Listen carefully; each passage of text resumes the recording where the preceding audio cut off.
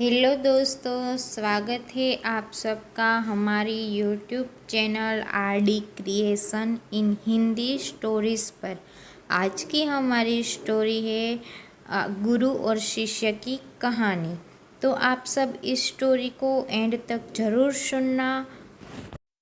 एक गुरु और शिष्य जंगल से होते हुए अपने गांव जा रहे होते हैं। अंधेरा काफ़ी हो चुका था। शिष्य ने अपने गुरु से कहा कि गुरु, काफ़ी रात हो चुकी है, अगर आप कहें तो आज की रात यहीं आसपास के किसी गांव में गुजार लें। गुरुजी ने अपना सिर हिलाया और वो आसपास के गांव में एक छोटे से घर के पास जाकर रुके। अब जैसे ही वहाँ गए तो गुरुजी के शिष्य ने दरवाज़ा ठकठकाया। उस घर से एक गरीब आदमी बाहर आया तो गुरुजी ने बोला, हम अपने गांव जा रहे थे, लेकिन काफ़ी रात होने की वजह से हमने इसी गांव में रुकने का सोचा है।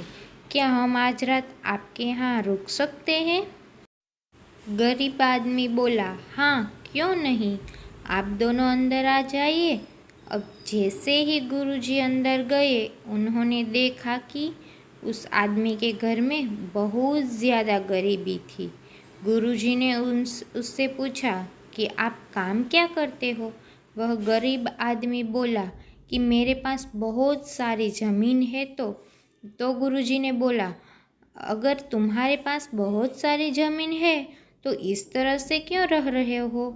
वह आदमी बोला, यह किसी काम की नहीं है। गांव वाले बोलते हैं कि ये बंजर ज़मीन है, यहाँ पर कुछ भी नहीं उगाया जा सकता है और वहाँ फसल उगाना बहुत बड़ी बेवकूफ़ी है। गुरुजी ने बोला कि तुम्हारा गुजारा कैसे होता है? उसने बोला कि मेरे पास एक भैंस है जिससे मेरा पूरा घर चलता है। ये सुनने के बाद गुरुजी सो जाते हैं और रात में जब सब लोग सो रहे होते हैं तब गुरुजी ने अपने शिष्य को उठाते हैं और उस गरीब आदमी की भैंस लेकर अपने गांव चले जाते हैं। शिष्य अपने गुरु से पूछता है कि गुरुजी, कहीं आप ये गलत तो नहीं कर रहे हैं? उस गरीब आदमी की रोजी रोटी इस भैंस की वजह से चलती है। तो गुरुजी अपने शिष्य की तरफ देखते हैं और मुस्कुराते हुए आगे बढ़ जाते हैं। उस बात को तकरीबन 10 साल गुजर जाती है और जो गुरु का शिष्य था वह बहुत बड़ा गुरु बन चुका था। तो एक दिन उन्हें उस गरीब आदमी की याद आती है कि मेरे गुरु ने उस आदमी के साथ अच्छा नहीं किया था। मुझे एक बार चलकर देखना चाहिए कि वह आदमी अब किस परिस्थिति में है।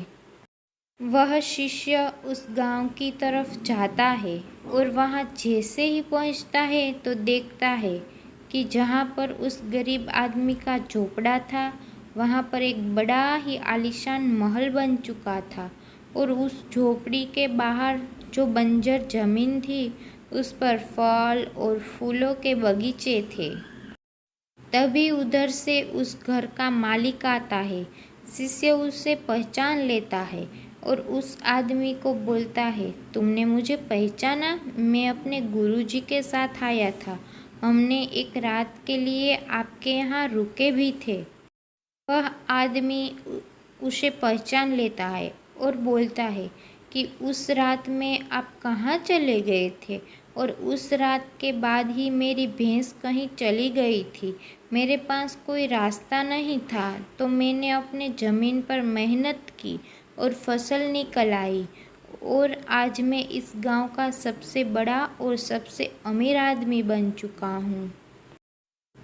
ये सुनने के बाद शिष्य के आंखों में अपने गुरुजी के लिए आंसू आ गए और उसे ये बात अब समझ आई और वो रोने लगा। इस कहानी से हमें ये सीख मिलती है कि हमारे अंदर ऐसी बहुत सी टैलेंट छुपी हुई है, लेकिन हमें कोई ना कोई चीज़ रुका कर रखी है।